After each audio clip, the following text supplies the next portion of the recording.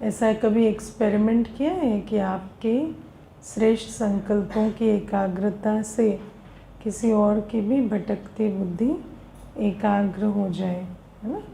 जैसे कई बार क्या होता है कि कोर्स में कोई आते हैं तो उनकी बुद्धि भटक रही है, ठीक है, और एकाग्रता नहीं है, तो उस समय पर हम जब उन पे फोकस नहीं करते, हम वो नहीं देखते कि उनकी बुद्धि भटक रही है या नहीं भटक रही, क्योंकि उनको देखेंगे तो उनके साथ हमारी बुद्धि भी भटकने लगेगी, है ना? यही होता है, सामने वाला इधर उधर देखेगा तो आपको भी लगेगा पता नहीं, है ना, ठीक से समझ नहीं आ रहा।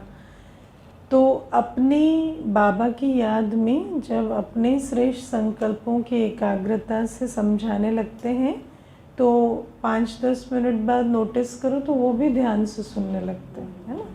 और अगर उनके साथ भटकेंगे तो वो भटकते चले जाएंगे, आप भी उनके साथ भटकते चले जाएंगे।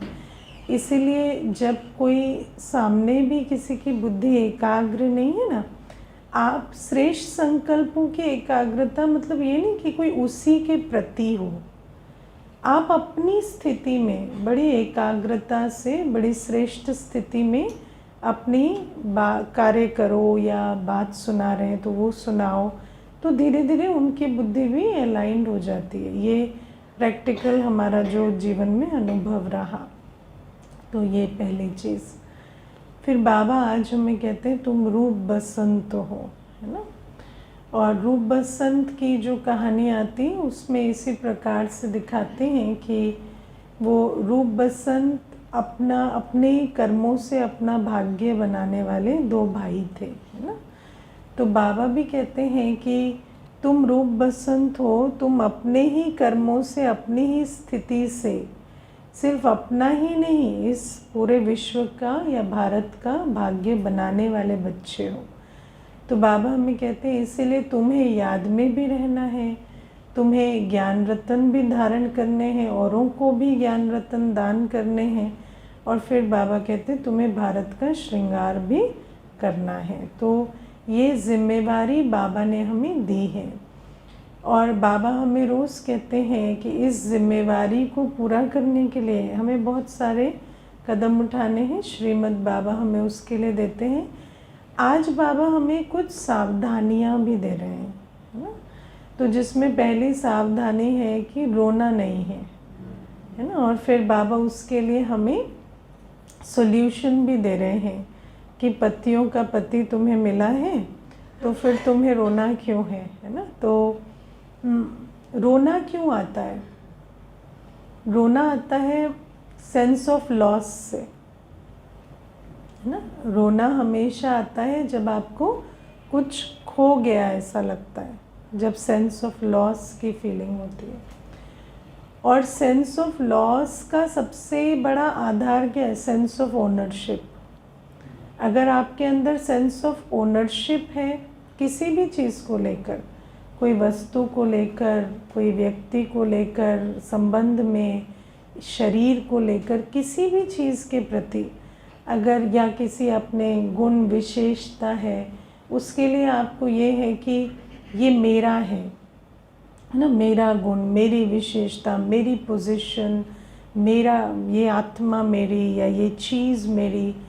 तो हम तो विनाशी दुनिया में रहते हैं ना, तो विनाशी परिवर्तनशील संसार है, तो जिसके साथ भी हम अपना सेंस ऑफ ओनरशिप जोड़ते हैं, ये मैं और मेरा, वो तो परिवर्तन होना है, विनाश होना है। तो वहाँ पर फिर क्या फीलिंग आती है? सेंस ऑफ लॉस की। और उसी कारण से फिर दुख होता है, रोना आता है ना? फिर उसको बाद में भी याद कर कर के दुखी होते रहते हैं, रोते रहते हैं। लेकिन बाबा इसीलिए हमें रोने के संदर्भ में कहते हैं कि अब तुम समझो, जैसे आज से कुछ वर्षों पहले भी देखो, बाबा की मुरली भी 1936 से चल रही है, राइट? लेकिन वर्तमान समय अगर देखें तो उस समय पर मुरली सुनते हुए भी शायद आत्मा सोचती होगी कि पता नहीं ऐसा लगता तो नहीं है कि सब कुछ इतना विनाशी है ना, क्योंकि उस समय तो मोर और लेस थोड़ी स्टेबिलिटी भी थी। तो उस समय तो फिर भी निश्चय के आधार से हमें बाबा कहता है कि विनाशी है तो तुम्हें जीते जी छुट्टी ले लेनी है। तो मैं समझती हूँ जो आदि की आत्माएं थी उनके अंदर तो बहुत निश्चय था, क्योंकि उस समय तो ऐसा कुछ लगता भी नहीं था। मुझे याद है एक माता एक बार आई थी तो मुझे कहती कि मैं ना दीदी 80s में ज्ञान में चली थी, और कहती मैं नेपाल में थी उस समय। तो नेपाल में उस समय वैसे तो भारत से ही कोर्स किया था, लेकिन नेपाल में रहती थी। तो कहती नेपाल में तो आज भी दीदी मना जैसे ना इतना ब्यूटी भी है, सीनिक ब्यूटी भी है, और आज भी इतनी समस्या नहीं है। तो आप सोचो 80s में क्या था, 80s में तो और भी जैसे ना बहुत अच्छा सा वायुमंडल था। तो मैं बाबा की बातें सुनती ना तो मेरे अंदर आता ये क्या क्या कहता रहता बाबा, विनाश होगा, ये होगा। मैं थी भी 15-16 साल की, तो मैं अपने मन में सोचती भगवान रॉन्ग तो नहीं कह सकता, लेकिन फिर ये राइट लगता भी नहीं। तो कहती कि मैं उसी उधेड़ बुन में दीदी मैं शादी भी कर ली, सब कर ली। फिर मुझे अब रियलाइज़ होता है कि सच में बाबा ने कितनी हमें सत्य बातें कही, लेकिन जो निश्चय बुद्धि था उसी को उस समय निश्चय बैठा, क्योंकि उस समय तो वायुमंडल नहीं बताता था कि ऐसा कुछ होने वाला है।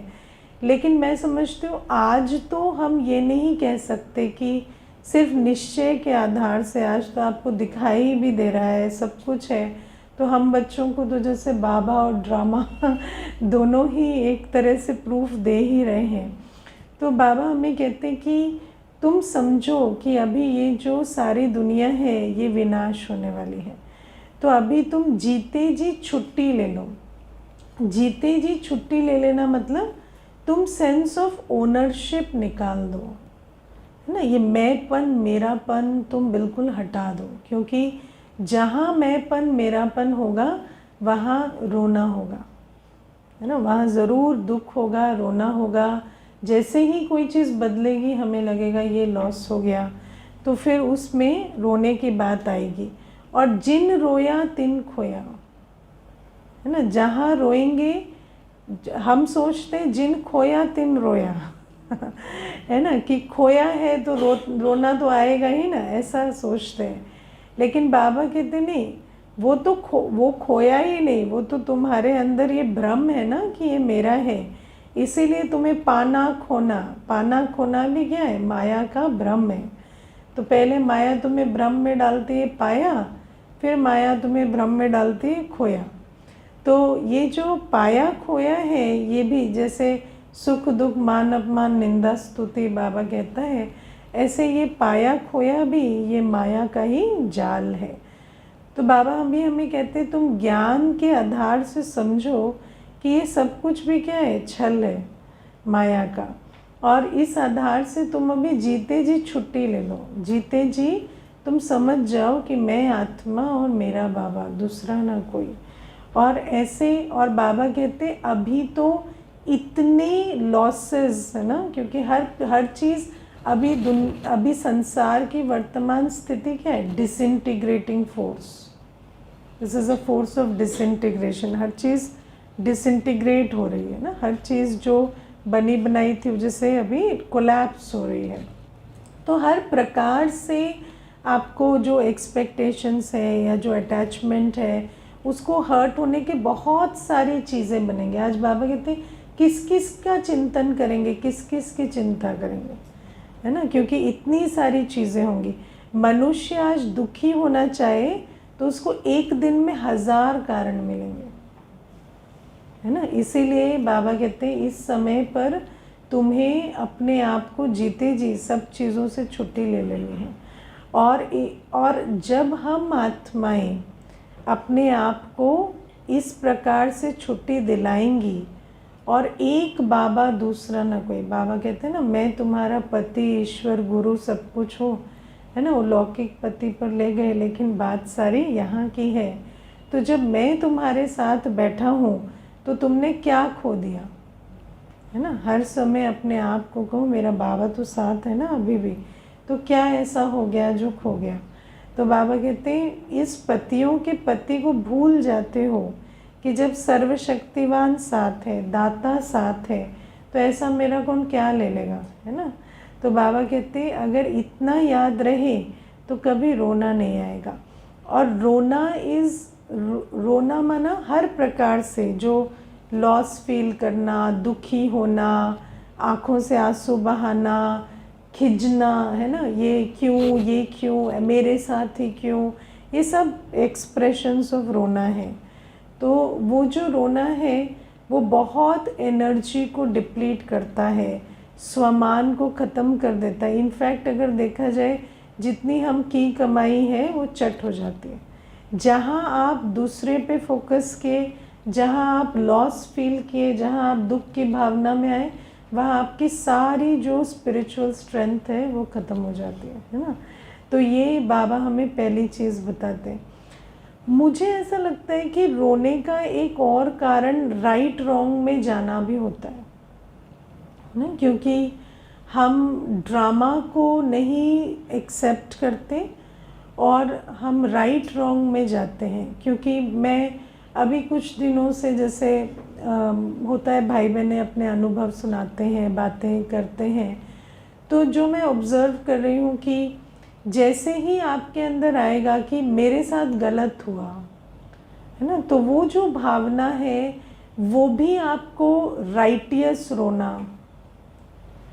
है ना। जैसे मैं तो राइट हूँ, अब मुझे तो फिर वैसे भी कहते हैं ना कि आप बताओ आपके साथ होता तो आप क्या करते, है ना। मैं तो सिर्फ कंप्लेंट कर रही हूँ, मैं तो सिर्फ मुझे इरिटेशन हो रही है, आप क्या करते हैं, है ना। तो हम क्या करते हैं या कोई क्या करता है is not the question. The question is आप अपने साथ क्या कर रहे हो, है ना। लेकिन ये राइट रॉन्ग की भावना इतनी स्ट्रॉन्ग होती है क्योंकि देखो इस संसार में हम न्याय में बिलीव करते हैं ना, हमें लगता है फेयर, जस्ट, न्याय।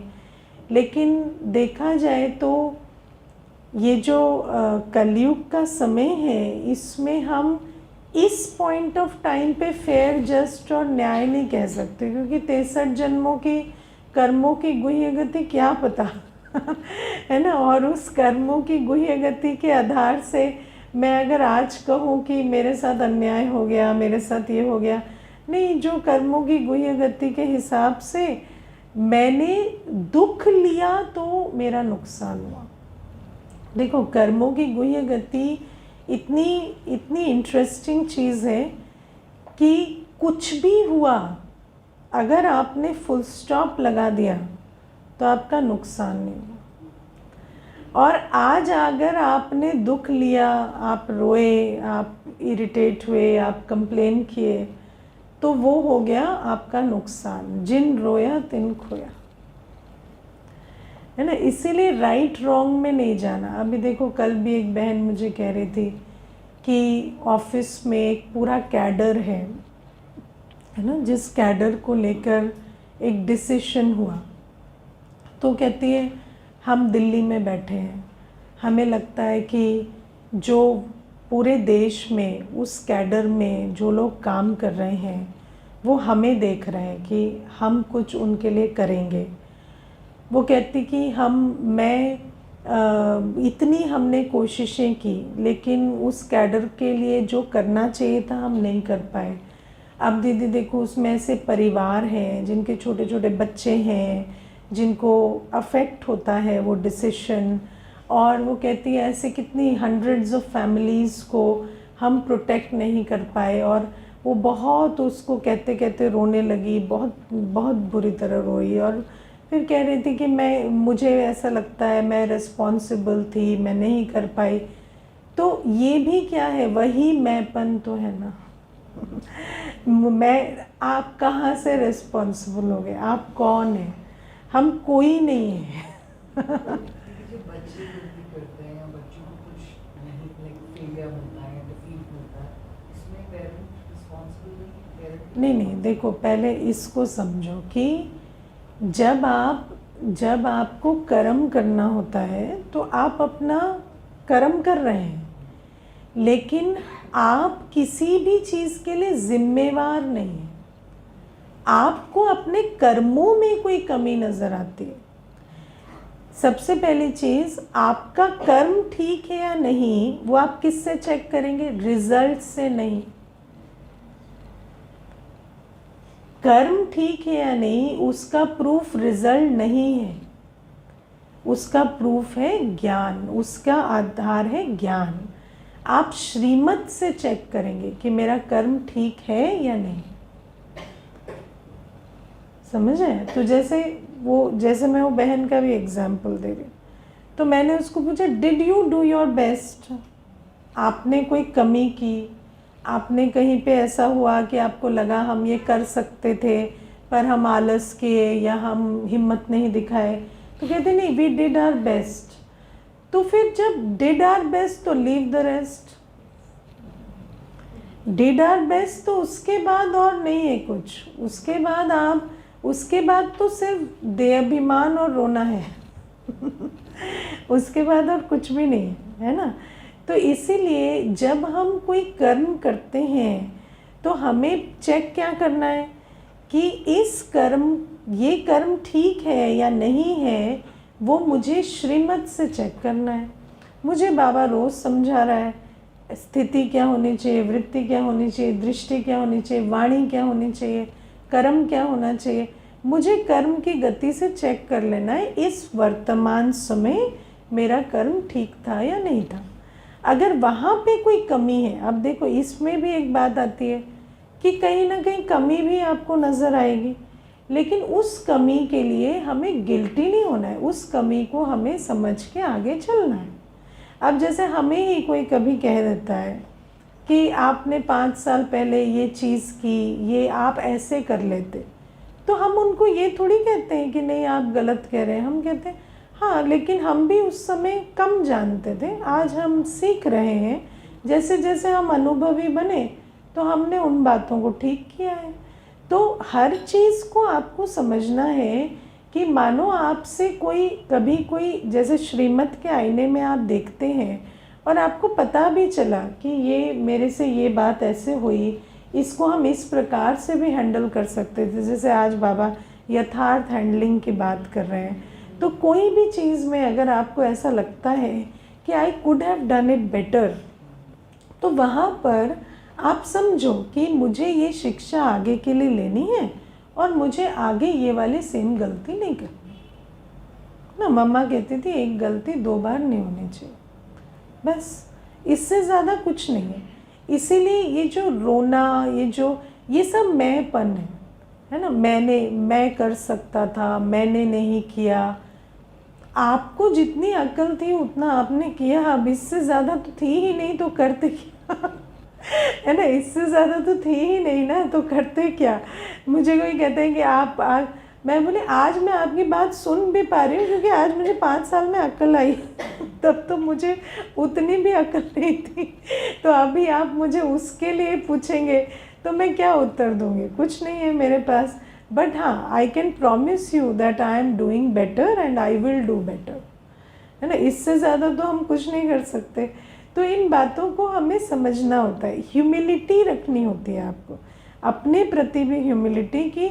हम जितना जिस फेज़ में जानते थे किया, अभी हमें जो समझ में आ रहा है उसको हम 20 नाखूनों के ज़ोर से करें। बाबा हमें कभी नहीं कहते कि तुमसे कोई पास्ट में बात हुई जो आज तुम्हें समझ में आती है तुम उसको लेके रोते रहो, फिर वो भी एक रोना ही हो गया ना कि भाई मेरे से हो गया, मेरे से हो गया। अब तुम्हें उतना ही आता था तो हो गया फुल स्टॉप लगाओ। अभी आपको जो आता है वो आप करो ना। इसीलिए ये जो रॉन्ग हुआ, राइट हुआ, मैं कर सकता था, मैंने नहीं किया, ये सारी बातें, ये सब रोने के डिफरेंट तरीके। रॉन्ग राइट में भी जैसे जो डिसीजन ले सकता है, जो कर सकता है, वो गलत कर रहा है, वो जानबूझकर कर रहा है। कई बार व्यक्ति कहता है नहीं आप ये मत कहो कि उनका संस्कार है, ये है, वो जानबूझ के कर रहे हैं। हम जानते हैं वो जानबूझ के कर रहे हैं। लेकिन सबसे बड़ी बात है जानबूझ के भी वो ये काम क्यों कर रहे हैं? वो भी तो आपके कर्मों की गुह्य गति के अनुसार हो रहा है ना। वो भी तो आपका ड्रामा है ना। तो उस बात को भी आपको फुल स्टॉप लगाना पड़ता है ना। क्योंकि देखो, जब आप आगे बढ़ते हो ना, तो आप पीछे वाला पैर उठाओगे नहीं तो आगे वाला पैर आगे नहीं जाएगा। ये सिंपल आगे बढ़ने का नियम है। अगर आप पीछे की चीज़ को नहीं छोड़ेंगे, आप आगे नहीं बढ़ सकते।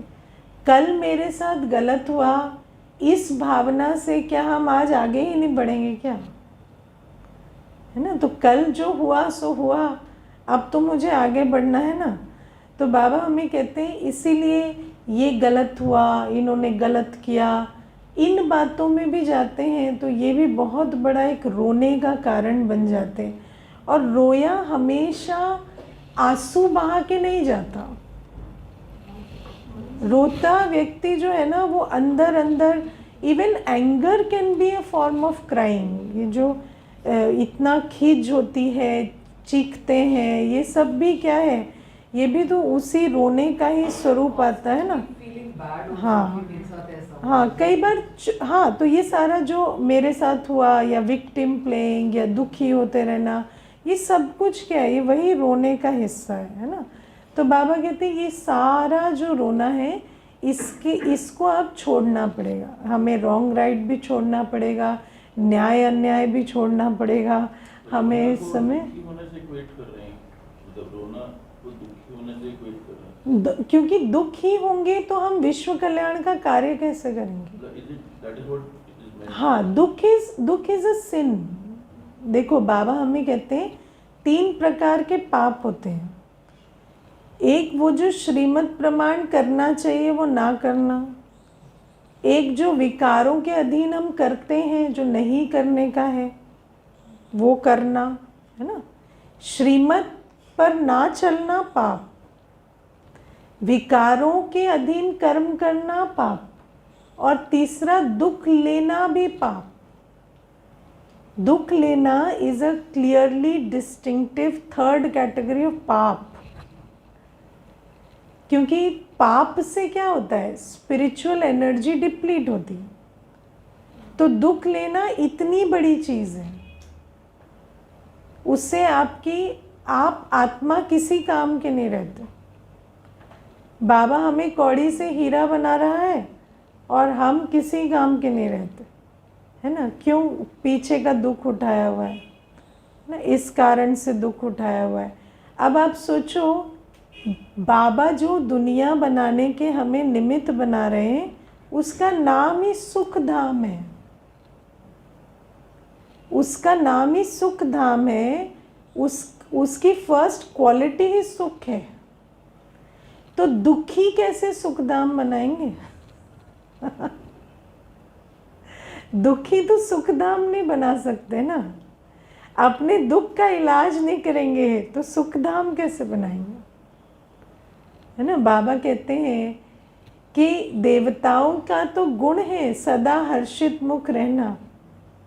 तो सदा हर्षित मुख की दुनिया बनाने वाला आज सदा हर्षित मुख नहीं होगा, तो वो वाले संस्कार हम लेके कैसे जाएंगे? है ना। तो आज अपने आप को चेक कर, क्योंकि आज बाबा हमें कह रहे हैं ना, तुम रूप बसंत हो। तुम रूप बसंत हो तो तुम्हारे ही कर्मों से, तुम्हारे ही गुणों से, तुम्हारे ही संस्कारों से नई दुनिया बन रही है।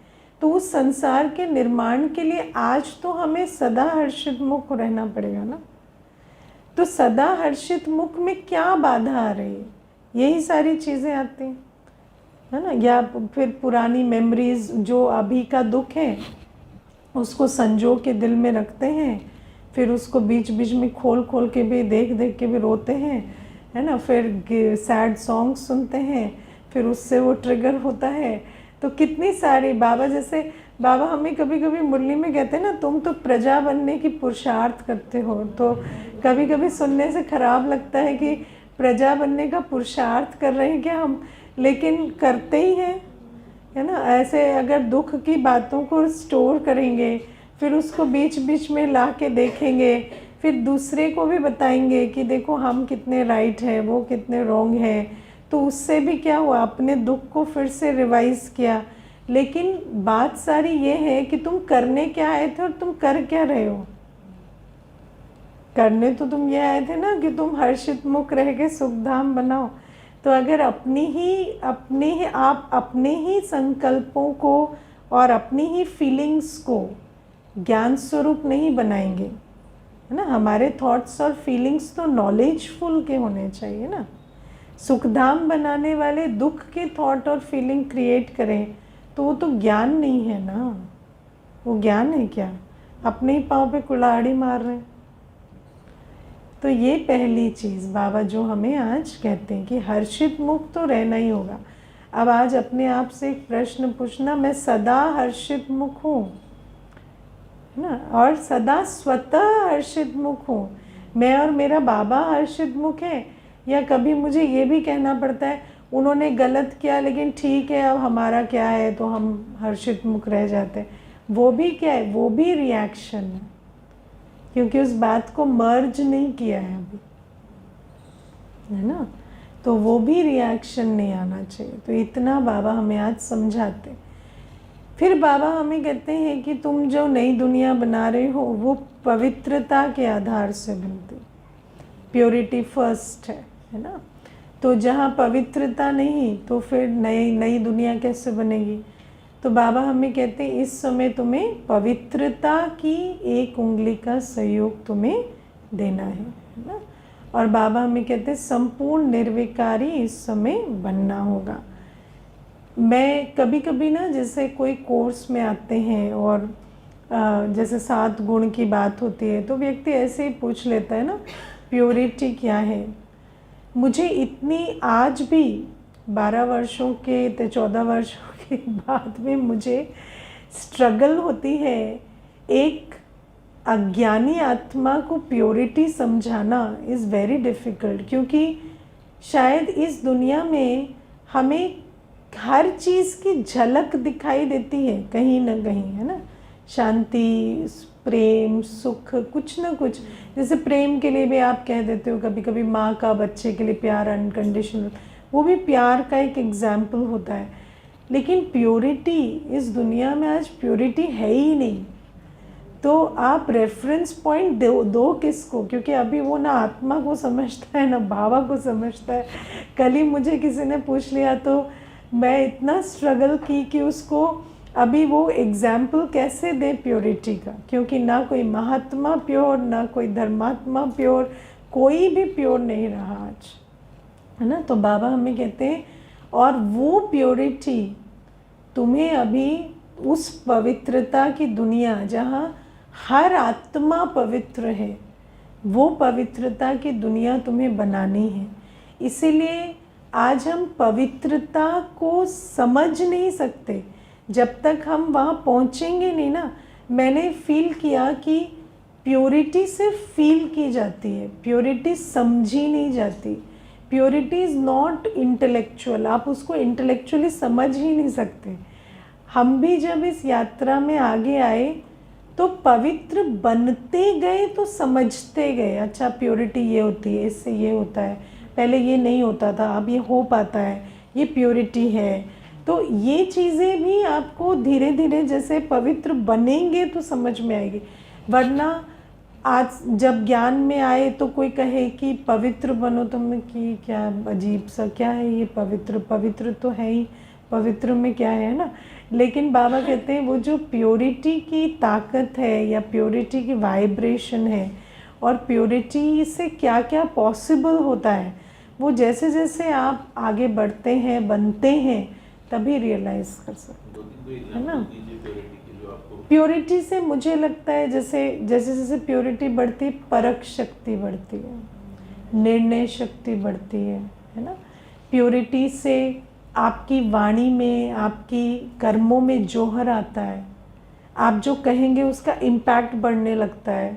जो आप वो चीज़ नेचुरली होती है, पहले भी आप कहते थे, आज भी आप कहते हैं, लेकिन आज आपकी बात आपने कभी नोटिस किया है जैसे कोई पवित्र आत्मा है ना, दादी है, तो दादी के मुख से आपने कुछ सुन लिया, कोई दादी ने आपको कुछ वरदान दे दिया, वो आप भूलते नहीं हैं,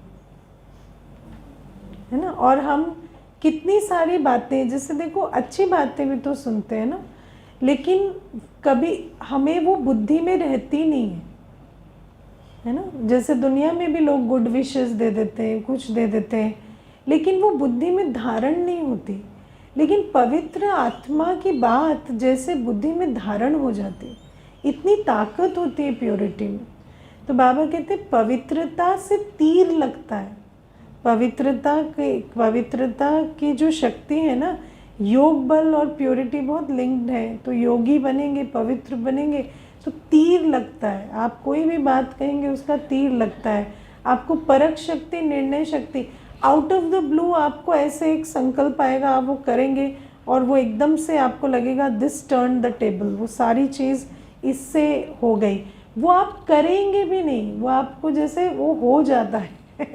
तो दिस इज़ प्योरिटी, इसको हमने फील किया अभी, है ना। लेकिन purity is one of the most difficult concepts to define, ठीक है ना। और प्योरिटी की ताकत से आपको सामने वाले की दुआएं, सहयोग ये मिलता है ना। पवित्र आत्मा के ऊपर नेचुरली फेथ हो जाता है। आप फेथ, आपको किसी को कहना नहीं पड़ता, आप ट्रस्ट करो, आप फेथ करो। Purity attracts faith, good wishes, ये बहुत अच्छी प्योरिटी की क्वालिटी होती है। तो बाबा हमें कहते हैं कि ये प्योरिटी जो है ये तुम्हें डेवलप करनी, लेकिन बाबा हमें उसकी विधि बताते हैं, है ना। प्योरिटी क्या है वो हम रियलाइज़ करते हैं, उसकी शक्ति को धीरे धीरे रियलाइज़ करते हैं, लेकिन विधि हमें बाबा बहुत क्लियर बताते हैं। और बाबा हमें विधि बताते हैं, तुम गृहस्थ व्यवहार में रहते तन मन धन से पवित्र बनो, ना। बाबा हमें कहते हैं पवित्रता का सबसे बड़ी चीज़ क्या है। प्योरिटी द्वापर युग से इतनी टेढ़ी खीर हो क्यों गई? क्योंकि एक तो ये हमारी बुद्धि में डाल दिया गया कि पवित्र बनना है तो पहले घर छोड़ो, और घर में रहते पवित्र बनने की तो सोच ही खत्म कर दी गई। देखो माया कैसे काम करती है ना। माया ने आपको कह दिया घर छोड़ोगे, नहीं छोड़ोगे, पवित्रता भूल जाओ, है ना। माया ने कहा घर छोड़ोगे, नहीं छोड़ोगे ना, भूल जाओ प्योरिटी, तुम नहीं बन सकते, है ना। जो घर नहीं छोड़ सकता वो पवित्र नहीं बन सकता। तो हमने गिव अप ही कर दिया, फिर हमने कभी सोचा ही नहीं, है ना। तो मुझे जैसे कोर्स वाल में भी कई बार भाई बहनें आते हैं ना, तो कहते हैं हम शांत होना चाहते हैं, हम सब कुछ करना चाहते हैं, लेकिन ना हम घर नहीं छोड़ना चाहते। तो है ना, व्यक्ति के अंदर कैसे माया ने डाल दिया है कि आपको शांत बनना है, खुश बनना है, आपको पहले तो सन्यासी बनना पड़ेगा। तो बिना सन्यासी बने तो आप कुछ भी नहीं बन सकते। तो बाबा हमें कहते हैं, श्रीमत कहती है, आज बाबा ने हमें कितनी बार जैसे जो कुछ पढ़ा है वो भूल जाओ, या hear no evil, talk no evil, think no evil. तो बाबा हमें कहते हैं श्रीमत और मनुष्य मत में कितना अंतर है। और श्रीमत कहती है प्योरिटी तुम्हारी ओरिजिनल क्वालिटी है, तुम गृहस्थ व्यवहार में रहते संपूर्ण पवित्र रह सकते हो। तो बाबा कहते सबसे पहले तो इस श्रीमत को धारण करो कि प्योरिटी मेरी अपनी क्वालिटी है, मैं गृहस्थ व्यवहार में रहते क्यों नहीं पवित्र रह सकता, है ना। ये सबसे बड़ा मेंटल ब्लॉक खोलना है। और उसके बाद बाबा कहते हैं कोई बड़ी चीज़ नहीं है, तन मन धन 3 एनर्जी है, इसको प्योरीफाई करो, है ना। तन से विकारों वश कोई इंद्रिय को एंगेज मत करो, कर्मेंद्रिय जीत बनो, बाबा कहते हैं तुम्हें ज्ञान बल दे रहे हैं, है ना। उस दिन ज्ञान चिता की बात हो रही थी ना, काम चिता से उतरने के लिए तुम्हें ज्ञान चिता दी है, ज्ञान चिता पे चढ़ो, है ना। पतित पावन की याद में रहो। तो पवित्रता इज़ वेरी इजी, आपको पता चलेगा कि वैसे भी मुझ आत्मा को सुख शांति आनंद की अवस्था के लिए कोई इंद्रिय भोगवाद का सहारा लेने की ज़रूरत नहीं है। ये जो माया ने हमें इंद्रियों में फंसा दिया ना, कि ये देखा नहीं, ये सुना नहीं, ये किया नहीं, तो इन सुख कहाँ से मिलेगा या आनंद कहाँ से मिलेगा। तो बाबा हमें कहते हैं कि ये सबसे पहली चीज़ है जो मैं तुम्हें समझाता हूँ, तुम हो ही कर्मेंद्रिय जीत माया जीत। ना, तुम्हारी वो बेसिक नेचर है, तुम आत्मा हो ही आनंद स्वरूप। तुम्हें कोई आनंद के लिए आजकल क्या कहते हैं, है ना, विकारों के बाद कहते हैं आनंद आया, या कहेंगे कि है ना बहुत भोजन खा लेंगे, है ना, और कहेंगे ऐसा आनंद आया कि बात मत पूछो, है ना। तो ये क्या है, इंद्रियों के आधार से आनंद नहीं मिलता। बाबा कहते तुम हो ही आनंद स्वरूप आत्मा, ये पहली चीज़ बुद्धि में धारण करो। और फिर बाबा कहते हैं जब तुम ज्ञान चित्ता पर बैठेंगे, बार बार ज्ञान स्वरूप होंगे कि मैं हूँ कौन, मैं तो हूँ ही पवित्र आत्मा। तो जब गृहस्थ व्यवहार में भी रहेंगे तो इंद्रिय भोगवाद से ऊपर उठना इज़ नॉट डिफ़िकल्ट, है ना। मनसा के लिए बाबा हमें कितनी सारी बातें समझाते हैं। भाई भाई की वृत्ति रखना, आज बाबा ने कहा हर आत्मा की विशेषता या गुण देखना। तो ऐसी कितनी सारी चीज़ें हैं जिस आधार से हम मनसा को पवित्र रख सकते हैं, है ना। किसी भी चीज़ में मैं विजयी आत्मा हूँ, मैं सर्वशक्तिवान की संतान हूँ, हर प्रकार से वीक थॉट, मेलिशियस थॉट्स, हर तरह के थॉट्स से हम ऊपर उठ सकते हैं, है ना। और बाबा कहते धन भी तुमने बहुत, धन भी पतित कर्मों का उसमें बहुत चक्कर है ना, तो धन को भी ईश्वरीय सेवा में लगाकर पवित्र बनाओ, है ना। तो बाबा हमें ये 3 विधियाँ सिखाते, और विधि से सिद्धि है। हम जितना ज्ञान चिता पर चढ़ेंगे, जितना पतित पावन की याद में रहेंगे, जितना हम मन और धन को पवित्र बनाएंगे, उतना आप खुद पवित्रता की शक्ति को फील करते जाएंगे। और जैसे ही आपको कोई चीज़ का टेस्ट आ जाता है ना, बहुत ब्यूटीफुल चीज़ है ये, कि पहले तो देखो कोई चीज़ आपने चखी ना हो तो पहले दिन तो बनाएंगे ना तो बहुत नखरे करेंगे, अभी इसमें इतनी मेहनत लगेगी, ये होगा वो होगा, है ना। लेकिन जैसे ही उसका स्वाद आ जाएगा तो अगले दिन कहेंगे क्या हो गया, तो थोड़ा टाइम और एफर्ट ही तो लगता है, बन जाता है तो कितना अच्छा लगता है ना। तो बाबा कहते हैं ऐसे ही तुम्हें प्योरिटी का एक बार टेस्ट आ गया ना, कि इस प्योरिटी में कितना सुख है, कितनी शक्ति है, कितना कुछ है, तो फिर तो तुम उसे मेंटेन करने के लिए वैसे ही सारी श्रीमत को फॉलो कर लोगे, है ना। तो ये एक बार टेस्ट आने की बात है, क्योंकि प्योरिटी का टेस्ट बहुत जन्मों से भूला हुआ है, तो टेस्ट भूल गया है, तो एक बार आ जाता है। तो मुझे तो जैसे ना कभी कोई व्यर्थ संकल्प भी आ गया ना तो इससे घबराहट हो जाती, नहीं नहीं नहीं नहीं अभी ना वो सारा ख़त्म हो जाएगा है ना, कि वो सारा जो भी हमारे अंदर ताकत है वो जैसे ख़त्म हो जाएगी ना। जैसे हम कहानियों में नहीं सुनते थे फेरी टेल्स में कि वो ये कर लिया तो पावर ख़त्म हो गई, तो इट इज़ लाइक दैट। आपको ऐसे इतनी आपको कंसर्न हो जाएगा कि मुझे अपनी प्योरिटी को बहुत इंटैक्ट रखना है ना। तो ये बाबा हमें प्योरिटी के लिए कहते हैं। और बाबा कहते हैं पवित्रता है तो सब कुछ है।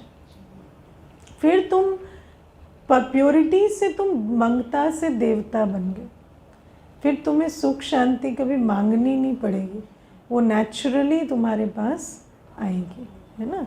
तो एक रोना नहीं है, दूसरा प्योरिटी पर अटेंशन देना है। और बाबा आज हमें कहते हैं तीसरी सावधानी जो है वो है hear no evil, see no evil, talk no evil, think no evil, है ना। बाबा कहते हैं पुरानी दुनिया की बातों में हमें नहीं जाना है ना। बाबा कहते हैं मनुष्य मत और श्रीमत में बहुत अंतर है। आज बाबा ने कहा ग्लानी की बातें नहीं सुननी है ना। ग्लानी में दोनों चीज़ें हैं। ग्लानी किसको कहते हैं? ग्लानी माना वो जो सत्य नहीं है ना। उसमें 2 बातें आती हैं, एक जो राइट नाउ सत्य नहीं है, दूसरा जो यूनिवर्सल सत्य नहीं है। जो फैक्ट नहीं है ना, जो जैसे जो मान्यताएं हैं दुनिया में, वो भी क्या है, बाबा कहते हो धर्म ग्लानि है ना, क्योंकि आत्मा के बारे में असत्य, बाबा के बारे में असत्य, ईश्वर सर्वव्यापी है, या आत्मा जो है 84 लाख जन्म लेती, ये सब भी ग्लानि की बातें। और ग्लानि से क्या होता है, ग्लानि आज ऐसे विचार चल रहा था कि ग्लानि से होता क्या है, तो ग्लानि से ये होता है कि सारे सिस्टम की एनर्जी डिस्टॉर्ट हो जाती है। जब किसी की बुद्धि में एक झूठी बात बैठ जाती है ना, तो वो सारे सिस्टम की एनर्जी को खराब कर देती है कि नहीं। अगर किसी किसी के बारे में भी कोई झूठी बात डाल दी जाए, तो अब वो कुछ है, लेकिन सबकी एनर्जी और वाइब्रेशन चेंज हो गई, तो आप एक्चुअली एक पूरे सिस्टम को खराब कर देते हैं, है ना। एक पूरी जो आप कहें, ये तो एक बेहद का पाप है ना, बेहद का पाप है, क्योंकि इतना बड़ा एनर्जी डिस्टॉर्शन कि एक कोई व्यक्ति कुछ है और उसके बारे में हर एक कुछ और सोचे, तो क्या है, कितना बड़ा एक एनर्जी मिसमैच हो जाता है ना। तो बाबा कहते यही चीज़ होती है जब तुम बेहद की बात में भी जाते हो। बेहद की भी जो ग्लानि होती है कि बाबा है सर्वशक्तिवान और तुमने उसको कह दिया सर्वव्यापी, और है ना वो भी पतित है, जैसे है ना सब पतित आत्माओं के अंदर वो भी बैठा है। तो आप सोचो ये कितना बड़ा पाप हो जाता है, क्योंकि जिससे हमें शक्ति लेकर सर्वशक्तिवान बनना था, उसी को आपने जैसे ख़त्म कर दिया, उस कॉन्सेप्ट को ही ख़त्म कर दिया। तो ये कर्मों की फिलॉसफी के हिसाब से देखें तो ग्लानि बहुत बड़ी चीज़ होती है ना। इसीलिए बाबा कहते हैं अब तुम्हें ग्लानि नहीं करनी है। और आप सोचो कई बार ऐसा होता है कि हम ग्लानि नहीं कर रहे हैं, लेकिन हमें सत्य बोलने की हिम्मत नहीं है, तो हम हाँ कर देते हैं। होता है ना, जैसे मान लो कि कोई किसी व्यक्ति के बारे में भी कुछ कह रहा है, आपको लगता है कि अच्छा अभी हम कहेंगे ना बेकार की बहस होगी, वैसे भी इनको समझना नहीं है, तो आप कहते हैं हाँ ठीक है। लेकिन आप सोचो आप भी उस महापाप में हिस्सा ले रहे हैं। और बाबा यही चीज़ हम द्वापर युग से करते आए हैं। द्वापर युग से भी क्या हुआ, एक ने कही, आप देखो ये जो इतनी थियोरीज बनती है धर्म में, विज्ञान में, जितनी भी ये थियोरीज बनती हैं, मैंने एक बार ना एक साइंटिस्ट थे, उनको पूछा कि जैसे एक साइंटिस्ट एक थ्योरी बनाता है, उस थ्योरी के ऊपर बहुतों के संकल्प भी चलते हैं, ऐसा नहीं है कि दूसरे सब एग्री करते हैं, लेकिन उसको कॉन्क्वेस्ट क्यों नहीं करते, कि उसको कॉन्टेस्ट क्यों नहीं करते कि ये नहीं है या ऐसा नहीं है। तो उसने मुझे कहा एक व्यक्ति ने एक थ्योरी बनाई, उसने अपनी पूरी ज़िंदगी लगाई, उसको रिफ्यूट करने के लिए और एक को भी तो अपनी ज़िंदगी लगानी पड़ेगी, तो उतना एफर्ट कौन दे।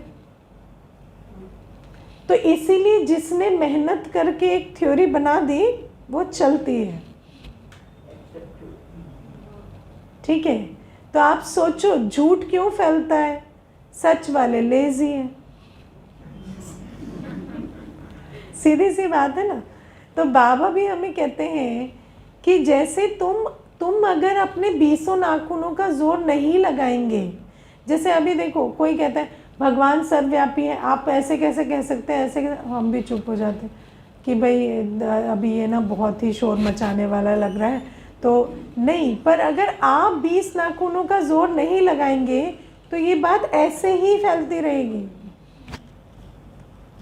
है ना। तो इसीलिए बाबा हमें कहते हैं ये जो ग्लानि की बातें हैं ना, इसको आपको रिफ्यूट करना पड़ता है। मनुष्य 84 लाख योनियों में जाता है, आप कहते हैं ठीक है इसको पहले आत्मा समझा देते, नहीं उसको कहो, नहीं दैट इज़ नॉट ट्रू। किसी ने कही, किसी ने मानी, तो आज हम कह रहे हैं तो आप क्यों नहीं मानेंगे, आज क्यों नहीं सोचेंगे उसके बारे में, सिर्फ किसी ने कही ही तो है, उसका क्या लॉजिक है आपके पास? तो हमारे पास भी एक लॉजिक है, उसको क्यों नहीं सुनेंगे?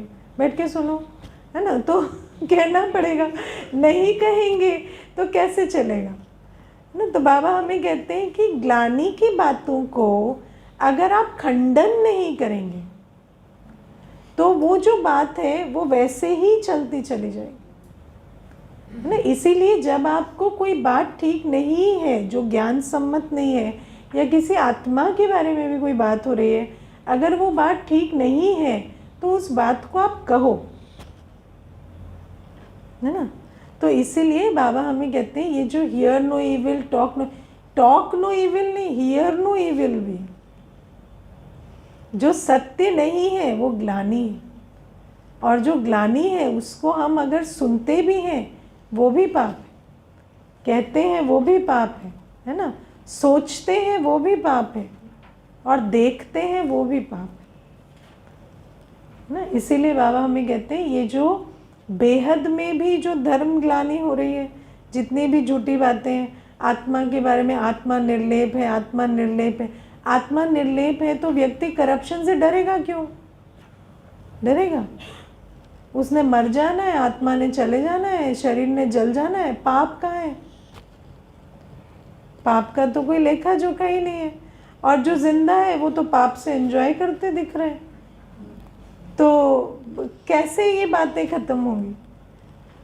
तो अगर हम बेसिक कॉन्सेप्ट्स पे अपने, और बाबा कहते हैं सत्य को सिद्ध करने के लिए आपको सत्यता की शक्ति भी चाहिए, क्योंकि दुनिया में जैसे सत्य सिद्ध किया जाता है, झूठ तो चिल्ला के सिद्ध किया जाता है, लेकिन सत्य के लिए तो प्योरिटी चाहिए।